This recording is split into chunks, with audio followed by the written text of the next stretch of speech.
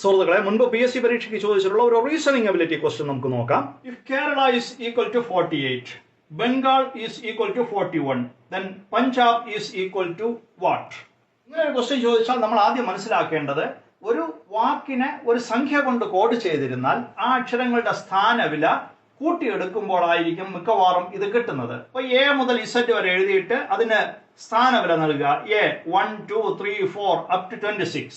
ഇതിൽ നമ്മൾ കേരള എഴുതുമ്പോൾ K എന്ന് പറഞ്ഞാൽ 11ാമത്തെ അക്ഷരം, E എന്ന് പറഞ്ഞാൽ 5, R എന്ന് പറഞ്ഞാൽ 18ാമത്തെ അക്ഷരം, A എന്ന് പറഞ്ഞാൽ 1ാമത്തെ അക്ഷരം, L എന്ന് പറഞ്ഞാൽ 12ാമത്തെ അക്ഷരം, A എന്ന് പറഞ്ഞാൽ 1ാമത്തെ അക്ഷരം. ഈ സ്ഥാനവിലകളെല്ലാം കൂടെ കൂട്ടിയെടുക്കുമ്പോൾ 48 എന്ന് കിട്ടും. അതേപോലെ ബംഗാൾ ഓരോ അക്ഷരത്തിന്റെ സ്ഥാനവിലകൾ എഴുതി കൂട്ടിയെടുക്കുമ്പോൾ 41 എന്ന് കിട്ടും. പഞ്ചാബിനും അതേ മെത്തേഡ് തന്നെയാണ് അപ്ലൈ ചെയ്യേണ്ടത്. പഞ്ചാബിന്റെ അക്ഷരങ്ങളുടെ സ്ഥാനവിലകൾ കൂട്ടിയെടുക്കുമ്പോൾ 64 കിട്ടും. അങ്ങനെ അതിന്റെ ഉത്തരം 64 ആണ്. മനസ്സിലായി എന്ന് വിശ്വസിക്കുന്നു. Thank you.